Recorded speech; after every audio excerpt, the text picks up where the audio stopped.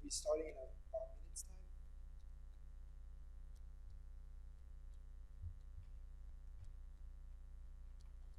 All right, so it's my pleasure to introduce our first speaker, is our invited talk from Imperial College London. His name is Torrisi, and his talk will be on the nanostructured films, polymer composites of graphene and two-dimensional materials, electrical and mechanical properties, and applications in wearable electronics. Right. Thank you very much, Chairman, and thank you very much for inviting me to this beautiful conference. It's the first time I approached a slightly different community, and I think it's really helpful in creating new connections. So, as was mentioned, I'm currently at the Imperial College London, but all the work you're going to see actually today was done in the University of Cambridge, where I've actually been for about 11 years. So I just moved over to Imperial in the last two months. So really, there's nothing I've done there yet.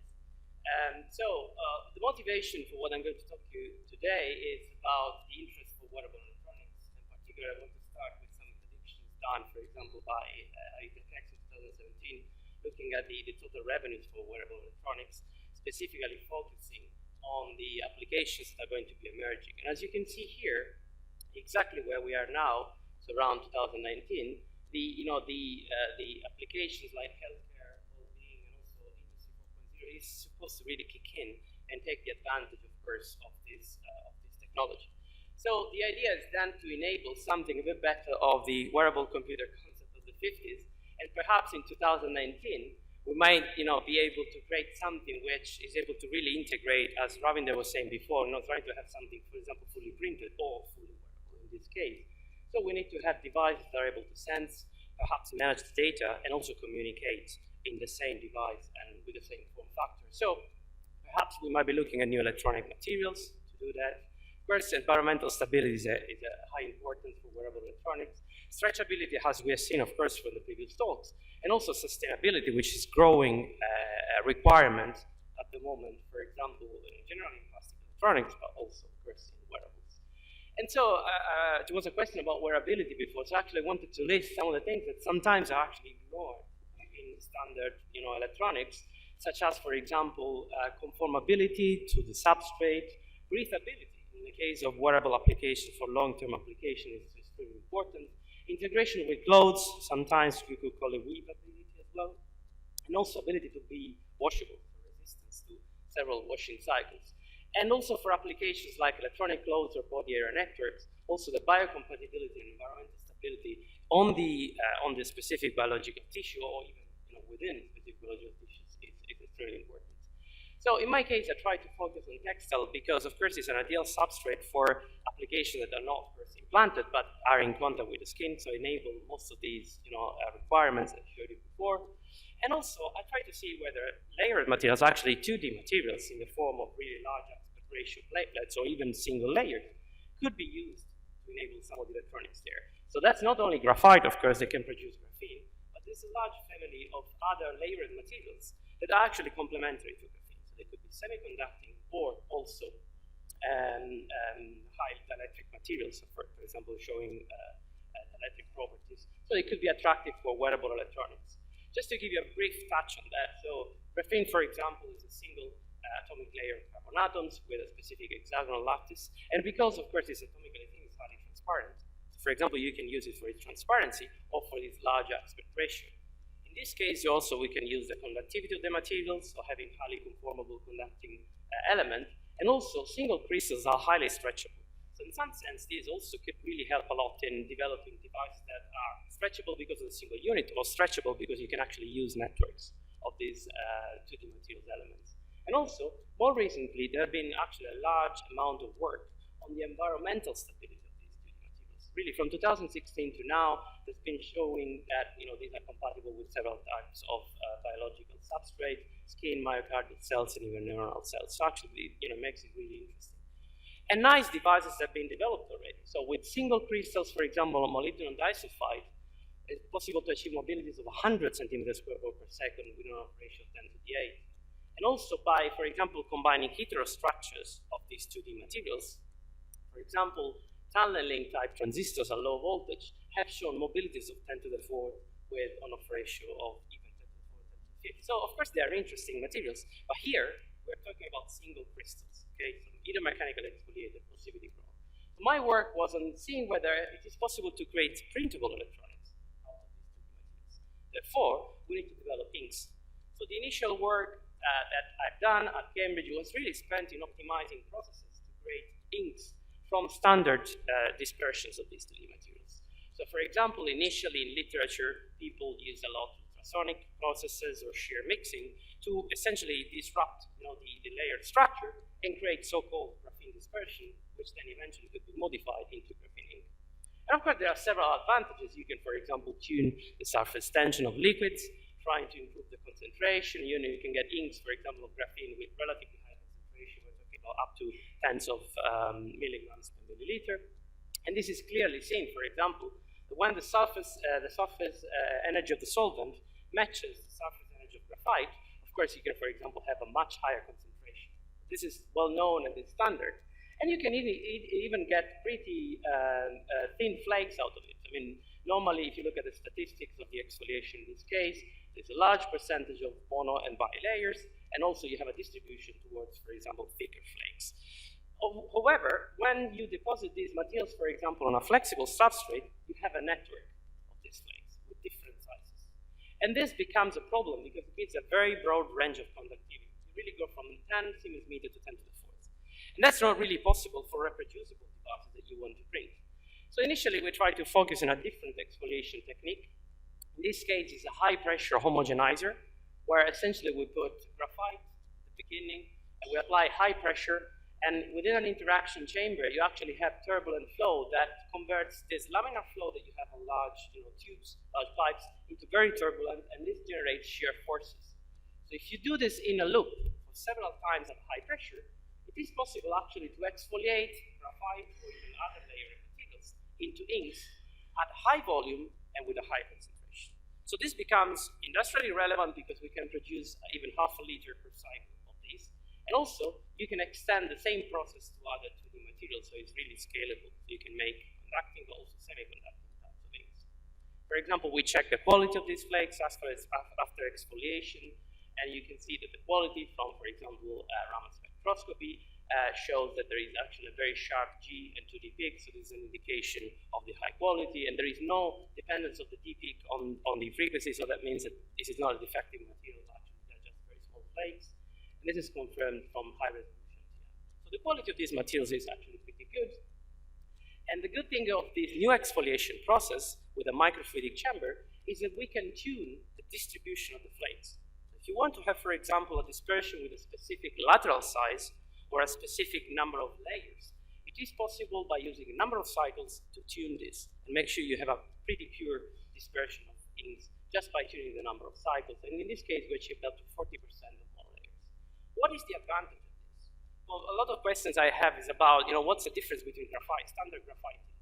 Well, we try to compare actually standard graphite inks, which means that we just mix graphite flakes or graphite powders in water dispersions without any processing, and we get sheet resistance of around maybe 70 or 80 ohm per square with exactly the same material. And then if we process it with the exfoliation technique, the conductivity goes up and the sheet resistance really drops. So we get, for example, sheet resistances down to 1 ohm per square at about 25 microns, with conductivities of 2 10 to the 4th.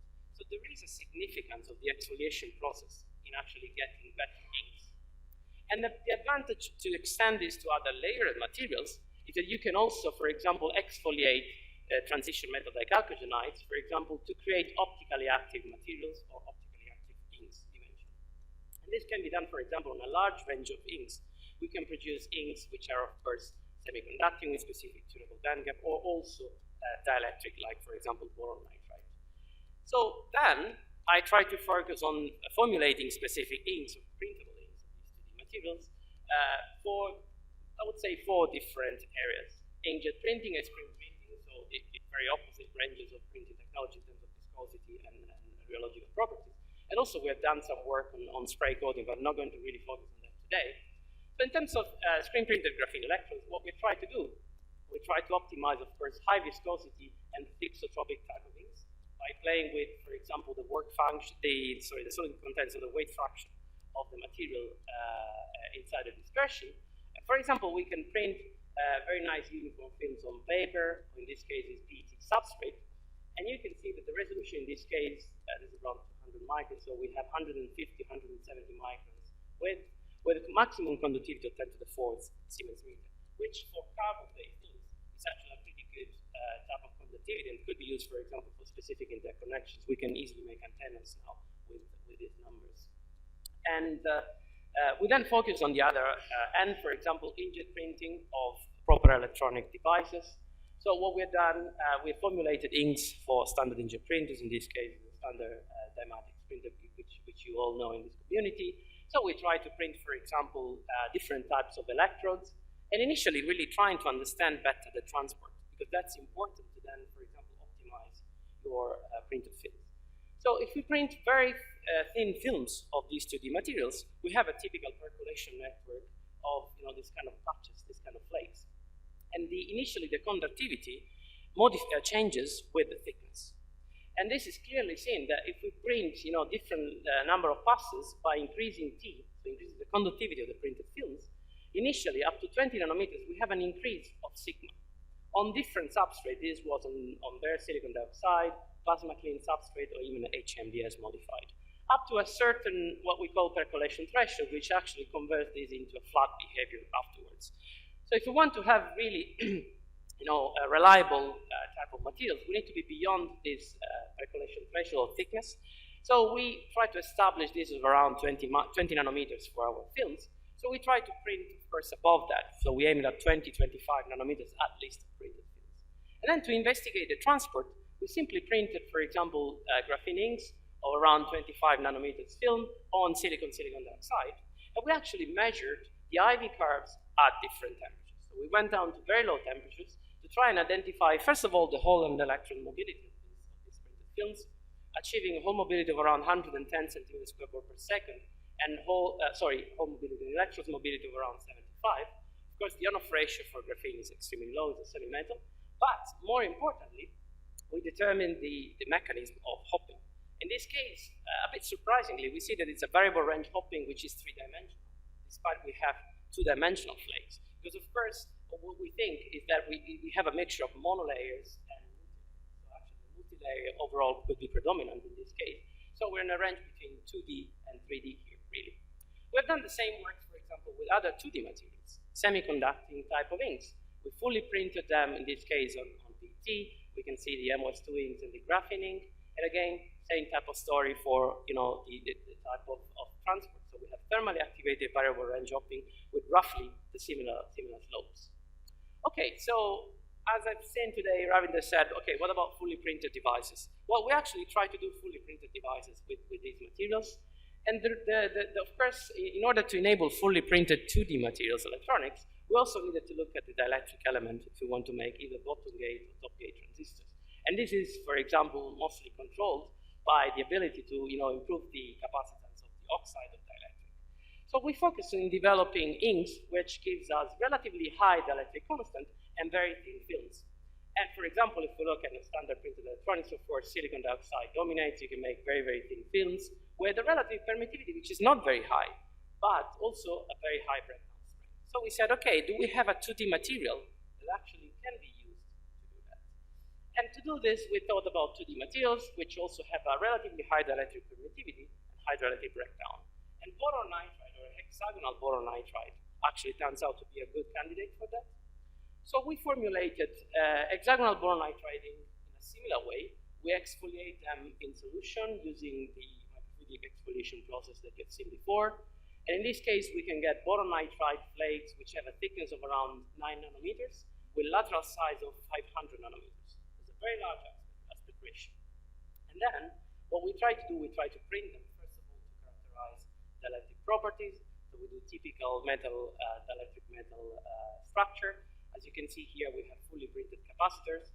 And the interesting thing is that if you do high resolution TM, you can really see all the flakes aligned there and actually nicely compacted. And this is very important to reduce the thickness of the films. And then we try to use this, for example, to demonstrate capacitors. So we move to frequencies which are beyond 0.5 megahertz. And we try to work out the various capacitances, different thicknesses, within a range of between 100 and 500 nanometers. We work out the dielectric constant of around 6.9, and the breakdown strength on 10 megavolts per centimeter, which is actually pretty relevant for this type of inks. And this is due for the fact that boron nitride is essentially ceramic material. So then, we try to actually use boron nitride to fully print a two-dimensional material transistor using graphene channel in this case. So we print boron nitride in a bottom gate configuration. Then we print our graphene channel. In this case, we use source-strained silver electrodes. That's the fully printed device on PT, first one. And this is the cross-section of the material. So we see the thick boron nitride dielectric. In this case, we are in the order of less than a micron. And we have a graphene channel at the top. And we achieve mobilities of 150 centimeters per volt per second with an off ratio of 2.5. Here you can see you can modulate nicely the conductivity of graphene. Of course, this is semi-metal, so we try to extend this process also to other 2D materials. So these are works in progress, and I'm not going to say much about that, but we can try to modulate also other 2D materials. And also these are fully flexible devices. We try to see the change of mobility as a function of bending. We have a change of around less than 5% and 2% strain. Beyond large area printing, we also try to understand the biocompatibility of these things. Because as I said, this is very important for wearable applications. So as I said, from 2016, we were more interested in understanding, for example, the growth of different types of cells. We looked at neurons in this case, and we could see that the graphene substrate is actually a very fertile substrate for neuronal growth. And on top of our study in 2016, there's been actually more studies up to really a couple of months ago, really showing that graphene particularly is a very good substrate for growth of cells. There is no really damaging to those ones. So we try to see whether we can actually incorporate these inks onto fabric or into fabric as well. To do that, we need to develop inks which are washable, so withstand washability. So design proper types of processes that don't allow graphene to come off. The way to do that, we're not really in the field, so we started with standard cotton fabric plain weave. We did a cationic modification, which is pretty well known, for example, in dyeing processes. So we did a positive charging of the top surface of cotton. And then we create graphene oxide, so we create negatively charged graphene structures. In this case, we use a standard potassium permanganate process. We create a so-called graphene oxide, which gives us large flakes of graphene that are negatively charged. And then, of course, as you can see here, there's a strong electrostatic interactions between the two. So we take our graphene oxide ink, we inkjet-printed on top of, in this case, cotton fabric, which is chemically modified. We have a nice coating of graphene that, if you do a hot press reduction at around 120 degrees, which could be, for example, an iron process that passes on top of cotton, creates a very thin film on top of the cotton fabric, and this film, of course, tends to crack rather than really delaminate. So this, first of all, shows the good adhesion, rather than delaminating just break the islands. But this breakage is very important to grain size. So we spent actually a lot of time to optimizing this type of cracking. I don't have much time to go into the details, but of course, we've done a proper study on that. And we try to linearize, essentially, this curve, the change in resistance with the bending radius. This is, of course, important to try and maximize the gauge factor of different types of sensors. So we created, for example, a motion sensor, which is just really with graphene printed on top. In this case, we have a reproducible monitoring, for example, of the position of the wrist. In this case, it's uniaxial strain only, so wrist up and wrist down position. And now we're working more into optimizing the process for pressure sensing rather than just motion sensing using 2 layers of graphene. So that's, for example, the device in operation. And this is also washable, more than 20 washing cycle. I'm going to spend more time on washing later on. So we also wanted to enable fully printed devices on textile. So we thought about using the same concept I showed you before on PT, but try to transfer it, for example, on textile. First, the roughness of fabric is very high, so we had to use a layer of polyurethane to minimize, to reduce the roughness, but this is quite common, I understand, in textile technology. So after this layer of polyurethane, we fully printed our boron nitride graphene film. In this case, we used PSS as electrodes instead of silver. That's a fully printed device on polyester fabric, in this case. And again, we can modulate nicely the channel, the graphene channel, as we have seen before on plastic. In this case, the mobility is slightly lower, is around 100 centimeters per second, but the power consumption is actually pretty low. So this could be an interesting type of device that you can fully print in fabric, for example, to enable relatively low power devices or sensors. Here is a bit more about the washing cycle. So standard, for example, ISO tests require about 30 minutes at 60 degrees with specific washing powders. And that's what we have done. So we tested our printed transistor. After several washing cycles, we monitor the whole electromobility.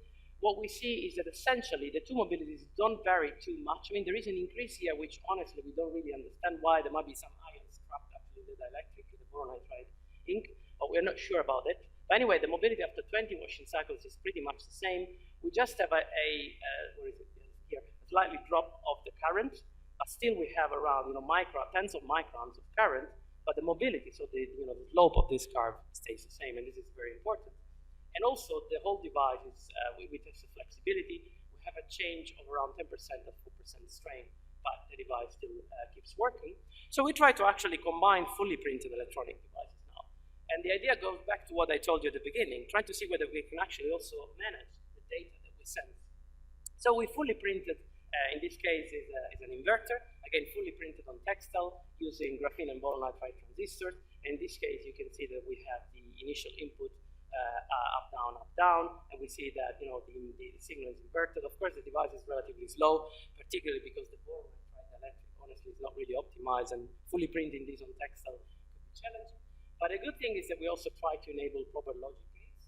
So these are fully printed logic gates on textile, which enable, for example, all OR gate behavior. As you can see here, we have 00, 01, 1011, and of course this is the truth table for our OR gate. We see that the output follows. Of course, as I said, is relatively slow, but the device works. And then we try to look a bit more of incorporating also energy or charge storage devices. We didn't do energy yet. We are working on it. But at the moment, we just published our work on charge storage, so essentially type of capacitors, supercapacitors, using again graphene and boron nitride. And in this case, we use a dip and dry process, which is very well known, for example, in the dyeing industry. So for textile, is essentially strongly compatible. And dip and dyeing process uses the cationic modification I showed you before to improve the adhesion of boron nitride and of graphene. So these are graphene fabric and boron nitride fabrics. And we also checked, the quality of boron nitride and the quality of graphene, in this case with Raman. And we see that as a function of the dipping cycle, we actually have, of course, an improvement of the conductivity, and particularly we achieve resistances of around, tens of kilos per square, which could be already useful, for example, to make capacitors in this case. So then what we do, we take two of these capacitors, and we do an ironing process, so a kind of high temperature process around 100, 120 degrees, to make sure that you compact these three different pieces of fabric, two conducting fabric and one internal boron nitride electric fabric, to make, in this case, a fully textile-based capacitance. And in this case, for example, we have a cutoff frequency of around 100 kilohertz, in this case, achieving capacitance which are not extremely high, but if you normalize by the actual area, we achieve capacitance which are in the order of 50 picofarad. We go up to maybe 100 picofarads per centimeter, depending on the weaving process. But of course, this is an ongoing work, so we're really trying to focus now a bit more in creating not only charge storage elements, but also batteries. We also tested the flexibility of this device. Again, in this case, we do uniaxial bending, and in this case, we have actually a pretty stable device, both in terms of the electrodes and the capacitance. So at 4% strain, essentially, we have less than 1% change in the energy which is stored over there. And just a brief touch upon the future direction. This is also something that started in Cambridge with fiber-based electronics. In this case, we look more at natural fibers. So, of course, there is a lot of interest in developing electronic components on fibers, mostly to, for example, get rid of proper metallic fibers, try to have more sustainable and biocompatible processes. So, for example, there's been a lot of work already in using organic polymers to create, for example, functional fibers, and then these could be woven together to create proper electronics enabled by fibers. Luigi, John and Kim in Cambridge are working on a specific project, a youth-funded project on non-wearable fibers. We try to work more a bit on natural fibers. So we try to use, for example, cotton or wool in this case, and try to combine with our 2D material inks, in this case graphene. So we created a process to actually do wet spinning of cotton and graphene dispersions, creating graphene fibers that could then be dried in specific spool, and then these fibers, of course, can be characterized electrically and thermally. So in this case, we achieve around 400 ohm per centimeter with a diameter of around 40 microns, in this case for this type of fibers, which is also thermally conducting. Although these numbers, I mean, we achieved around 0.8 watts per meter Kelvin, but we are trying to optimize the characterization process because thermal conductivity is pretty hard to estimate. And the direction we are taking is trying to use the inks I showed you before, for example, to actually create proper fiber-based components. So try to create proper devices that could combine the various semiconducting inks I showed you before, and for example, using 2D materials and also boron nitride shell. And just to finish off with that, so for example, we try to combine core shell structures of these using graphene core and PSS fibers shell to, for example, match the work function towards specific outer semiconducting shells. And we use this, for example, to contact molybdenum disulfide shell. So we create a conducting core with a molybdenum disulfide semiconducting shell, and this enabled us, because of the charge hopping between the MOS2, to actually create a proper photodetector. So in this case, it's a fiber-based photodetector, which has a maximum photocurrent of around 0.7 milliampere watt, and has a pretty broad range of working. Of course, has a better focusing towards visible range, but it also works relatively well in infrared. In this case, we have a speed device around 140 milliseconds. Of course, in this case, we are on the characterization process. As you can see, the voltage here is still relatively high. But again, I think these materials could be very promising to also enable this type of devices on natural fibers. And with this one, I conclude. So, of course, I hope I showed that there is of course, at least an opportunity with graphene and 2D materials to create fully printable inks for printable or flexible electronics and also wearables.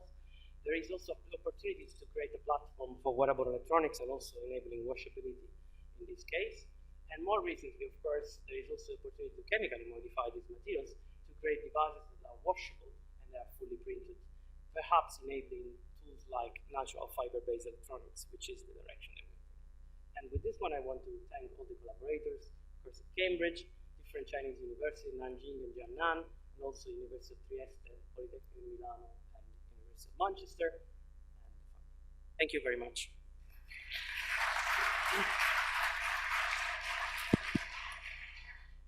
So we have time for questions. Anybody? Yes.